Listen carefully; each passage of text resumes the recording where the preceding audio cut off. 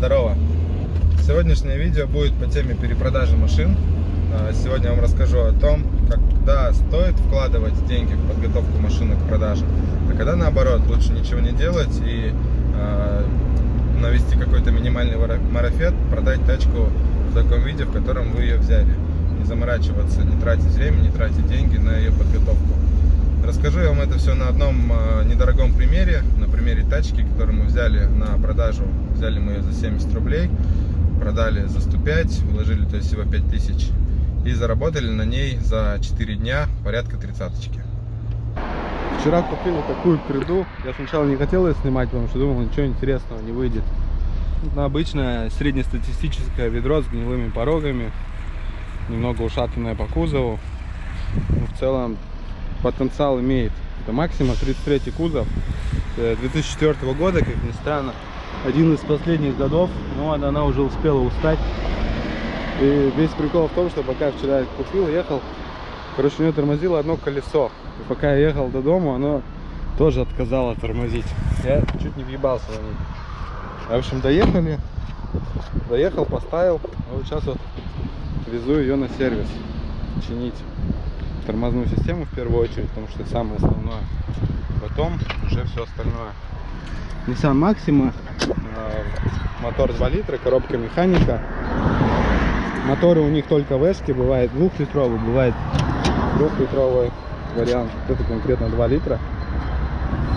Моторы достаточно хорошие, надежные, что двушка, что трешка. Но трешку не особо любят, потому что думают, что она намного больше живет, хотя это не так. То, что на нее больше налог.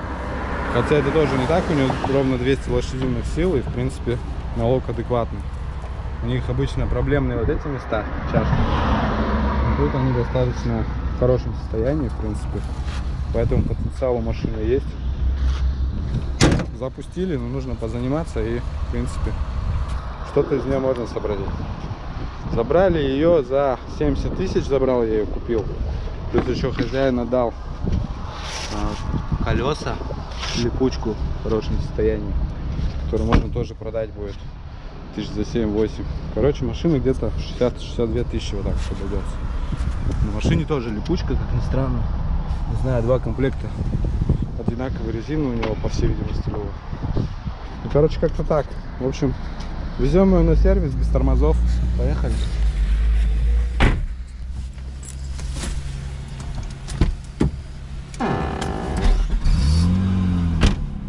Как сказал хозяин, мотор песня в этой машине. Но когда заканчивается песня, дальше начинается пенсия. Потому что больше ничего положительного я пока не замечаю. Кузов ушатанный, салон раздрочен. Как-то так, короче. Едем полностью без тормозов. Я нажимаю тормоз в пол. Машина ехала, так и едет. Сегодня ко мне в гости приехал друг, который, наверное, немного в ахуе от происходящего, что ему сейчас приходится ехать без тормозов. Едем на ржавом ведре. Как ощущения, Ром? В целом передвигаемся. Я закрою люк, потому что может, наверное, солнце светить. Даже люк работает у машины, что очень прекрасно. Хотя у японцев обычно проблем с этим не бывает. СК, не рискуй. Нам терять нечего. Хорошо, что коробка механика и можно тормозить двигателем. То есть, вот, допустим, нужно, когда притормозить, включаешь пониженную передачу первую. Да, я вижу все. Отпускаешь сцепление, она, в принципе, тормозит, притормаживает. Когда нужно полностью остановиться, вот она тормозит до тех пор, пока скорость машины совпадает с оборотами двигателя. Когда нужно полностью остановиться, выключается зажигание, она вот останавливается. Медленно, но останавливается. Короче, потихонечку можно доехать. Это тем, кто скажет, что психи без тормозов ездить по городу. Главное сильно не газовать.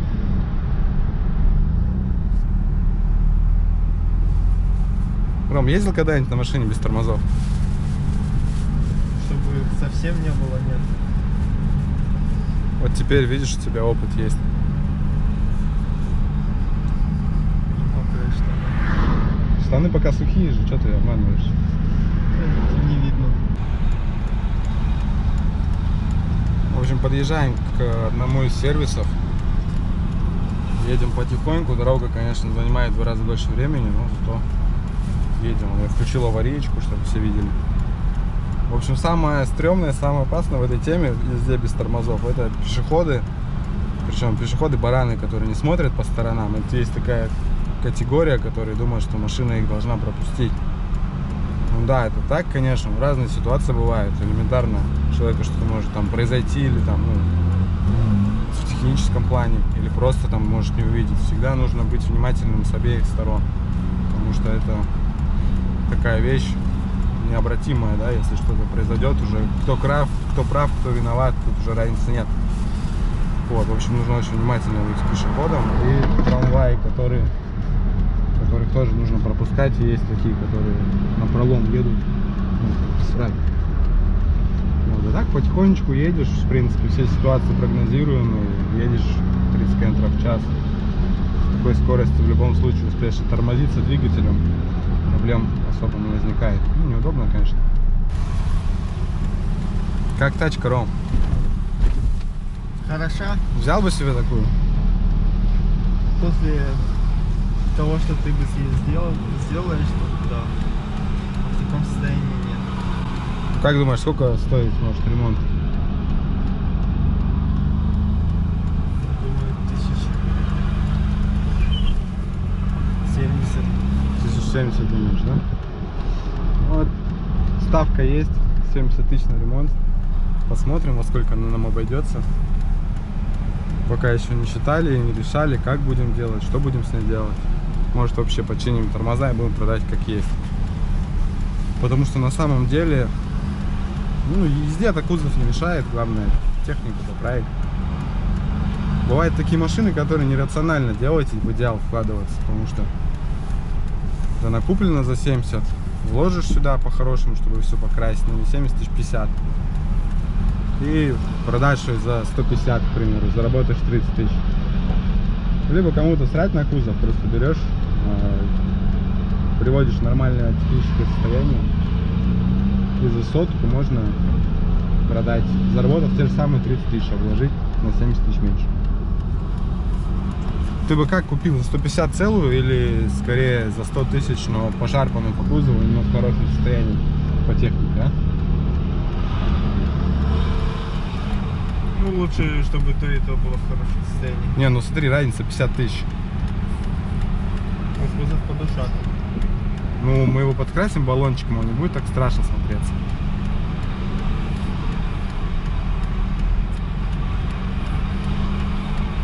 Лучше, конечно, чтобы ехало. Короче, лучше за сотку, да, но немножко пошарпанную по кузову, чем за 150 идеально. Да? Как-то так. Вот я тоже думаю, что проще продать дешевле, чем выводить в идеал, и потом продавать долго, муторно и заработать те же самые деньги. Ну, посмотрим, на самом деле, по кузову надо еще раз ее посмотреть, все пообщаться. Вот, приехали на сервис.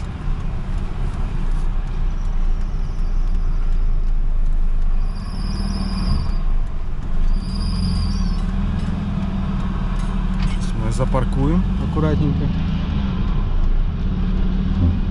Вот я нажимаю тормоз, она катится, смотрите.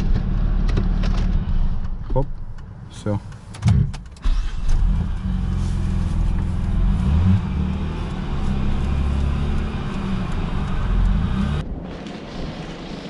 Ага, здорово. Как делишки? Нормально, спасибо. Трудишься? Ага. А вот я тебе привез. Какое? Без тормозов. Нон-стоп. Что за машина? Максимум. Выйдешь на кухню?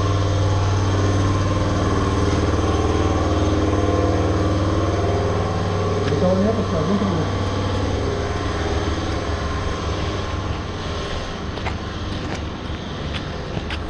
Вот, смотри какой там. Короче, тормоза отказали полностью. Я вчера ее купил, там тормозило одно колесо вот это вот переднее, левое. Но пока я ездил туда-сюда, еще вчера по своим делам на ней поехал, оно тоже отказало, короче. Чуть не въебался. Смотри, течет с той стороны трубка какая-то. С этой стороны вроде все супер.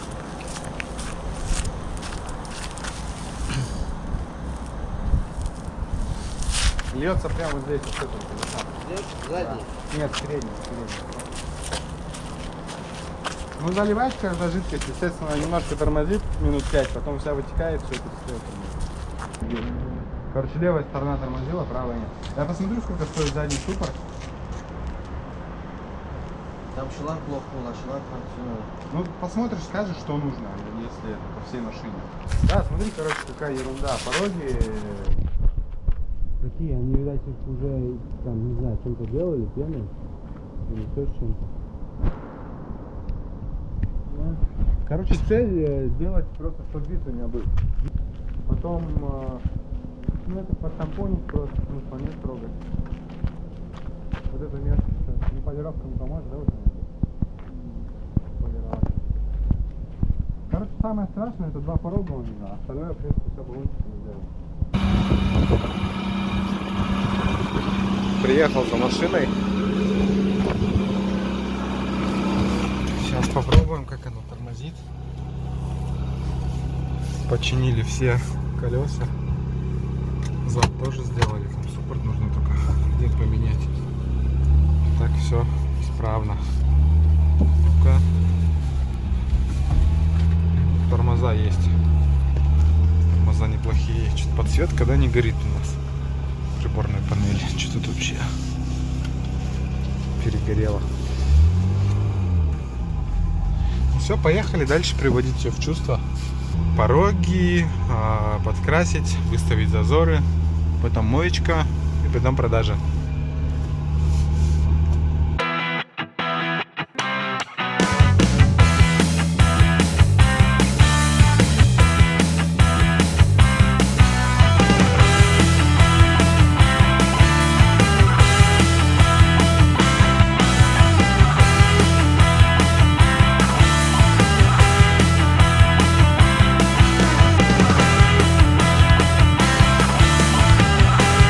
Что, давайте думайте, определяйтесь, сколько времени нет, берете, не берете. Слушайте, он готов прямо сейчас за сотку. Ну, сотку мало, давайте, короче, ну 110 тысяч адекватная цена за нее, на самом деле. Ну, давайте за 105 хотя бы тогда. Прям сейчас готов все подписать. Что, деньги с собой? Да. Ну ладно, 105, черт с ним, давайте. Сами договора заполните? Да. Все, пойдемте тогда, все в машине. В общем, друзья, подводя итоги, я вам скажу, что далеко не всегда стоит вкладывать денежки в машину, которую вы купили на перепродажу. Имеется в виду вкладывать в глобальном смысле, приводить ее в полный порядок по кузову, по всем узлам, агрегатам. Потому что не всегда получится заработать на этом больше, нежели вы бы заработали, просто продав ее в таком виде, как есть. Разберемся в этой ситуации на примере Максима, о котором мы только что с вами говорили. Смотрите, грубо говоря, машина нам обошлась в 75 тысяч, и мы заработали на этом 30-ку. Что было бы, если бы мы начали ее чинить? Минимум 35 рублей ушло бы на то, чтобы ее покрасить, привести в нормальный вид по кузову. Там заварить пороги, покрасить, я беру за работу, за материалы по самым минимальным ценам автосервисов, с которыми мы работаем на постоянной основе. Это бы стоило порядка 35 рублей. Плюс пятерка бы ушла непосредственно на запчасти. Имеется в виду, что бампер, какие-то молдинги докупить, а еще там нужно было купить обшивку багажника, еще какие-то вещи. Даже не 5 тысяч, наверное, ушло бы порядка 10 тысяч, если вот так вот в первом приближении брать. То есть это уже 45 рублей. Плюс привести салон в адекватное состояние, прошить все сиденья, где облезла кожа, все это привести в нормальный вид. То есть услуги ателье обошлись бы где-то порядка пятерочки. Плюс порядка десятки минимум бы пришлось потратить на приведение техники в нормальное состояние, оставшихся вот этих мелочей, а именно заварить глушитель, поменять ролик генератора, поменять ремень, что-то там еще сделать. Ну, берем, я не буду вдаваться в подробности, берем, пусть это будет десятка. То есть мы бы вложили еще сюда порядка 60 тысяч. Итого машина бы нам обошлась уже не в 75, а в 135 тысяч рублей. Что бы мы могли с этого получить? Рынок такой машины, ну, порядка с копейками тысяч рублей. За 200 с лишним по рыночной цене вы будете продавать очень долго, так как машина не особо ходовая, и за рынок ее продать порой тяжело. Либо она должна быть прям в очень хорошем состоянии, на что она очень тяжело бы претендовала. Но я имею в виду на хорошее состояние, потому что там еще до прям суперского состояния нужно было туда вкладывать и вкладывать.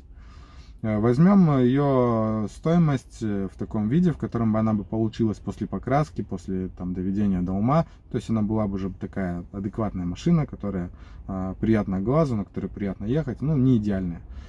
Стоят они порядка 200, чтобы их быстро продать. Плюс все торгуются, то есть порядка 10, 15, а то и 20 тысяч пришлось бы скинуть. Ну, возьмем в среднем приближение, опять же таки на торг 15 тысяч, продали бы мы ее за 185 рублей.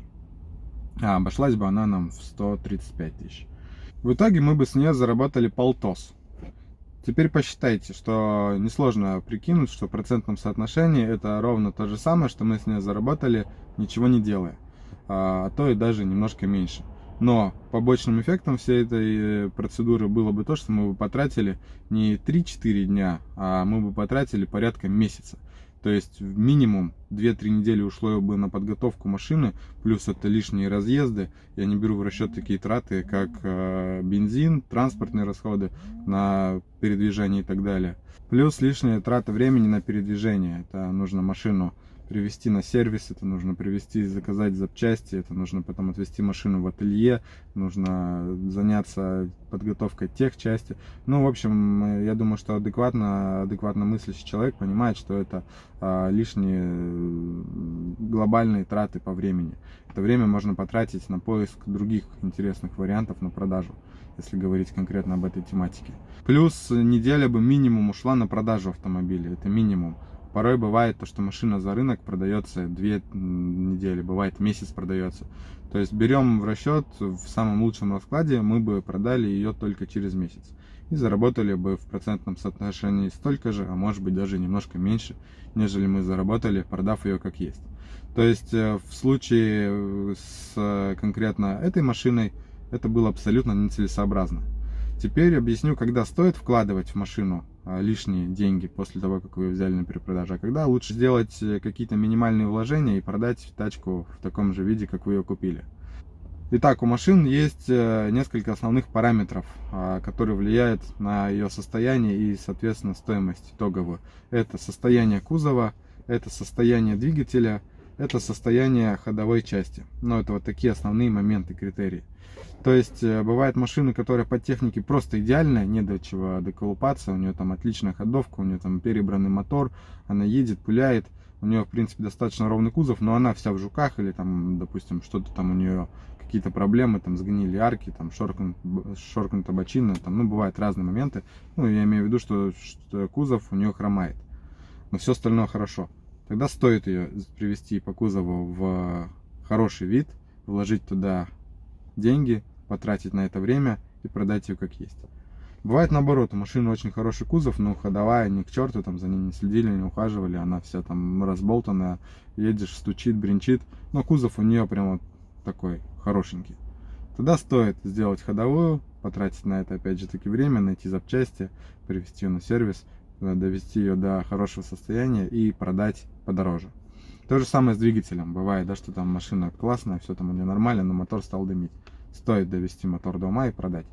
Но если у машины везде набирается по чуть-чуть или не по чуть-чуть, вот допустим, как с этой Максимой, там нужно красить целиком кузов, вложения, нужно доводить до ума салон, там, ставить обшивки в багажник, перешивать сиденья, нужно смотреть ходовую, там точно что-то было не так с ней. Какие-то мелочи да пришлось бы делать, чтобы она там ехала прям хорошо.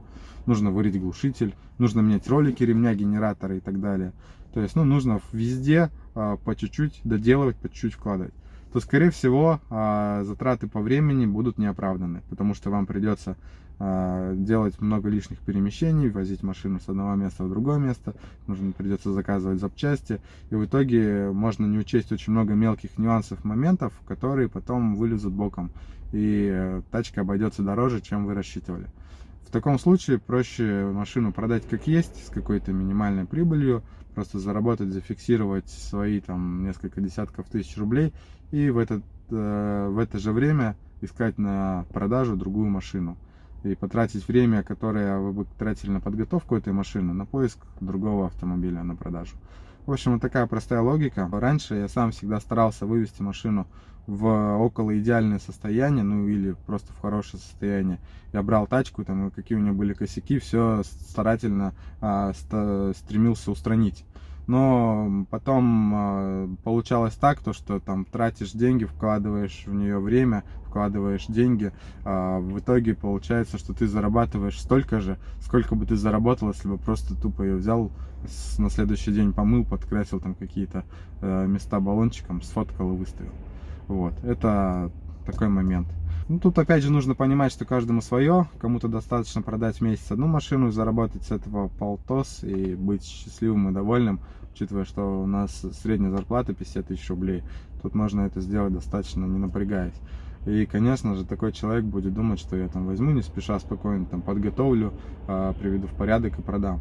Кто-то делает машины своими руками, кому-то просто в кайф повозиться, кто-то там в силу каких-то других обстоятельств. В общем, не стоит говорить, что делать нужно только так, а по-другому неправильно. Нет, это видео не об этом. Просто видео о том, как поступаем в этом случае мы, как поступаю в этом случае я. И обоснование с нашей точки зрения, почему делать лучше именно так, а не как-то по-другому. Ну, тут каждому свое. Плюс, что мне еще нравится в таком положении дел, то, что ты продаешь машину, скорее всего, человеку, который будет ее дальше восстанавливать и продавать, который возьмет ее на перепродажу. И ты, во-первых, позволишь заработать ему, а во-вторых, избавишь себя от лишней нервотрепки при продаже. Потому что человек, который берет машину на перепродажу, он уже прекрасно понимает, то, что, как ее оформлять, какие могут быть нюансы с документами. Ему не нужно объяснять то, что там бывает рукописный договор, и он ничем не отличается от того, что ты договор оформишь в МРЭО и так далее. С ними нужно ехать, торчать в МРЭО. Там бывают такие покупатели, которые хотят, там, чтобы ты с ними прошел всю процедуру оформления. Они не верят, что там можно проверить машину по базе и убедиться, что там все хорошо с ней. Вот. В общем, продавать машину человеку, который знает, о чем идет речь и как весь этот бизнес устроен, всегда проще и быстрее. Я имею в виду вот это. Вопрос остается в том, как искать дешевые машины, чтобы было интересно их продать, ничего не делая, и с этого заработать. И как их находить достаточно много, чтобы чувствовать себя комфортно. Ну, об этом поговорим как-нибудь в другой раз. А на сегодня все. Я надеюсь, что вам понравилось видео. Подписывайтесь на канал, ставьте палец вверх, ставьте палец вниз, кому понравилось, кому не понравилось. Будем рады любому мнению, любым комментариям. Надеюсь, вам была полезна эта информация, о которой я сегодня говорил. Пробуйте, тренируйтесь, покупайте, продавайте, зарабатывайте. А я поехал смотреть очередную тачку. До новых встреч, пока!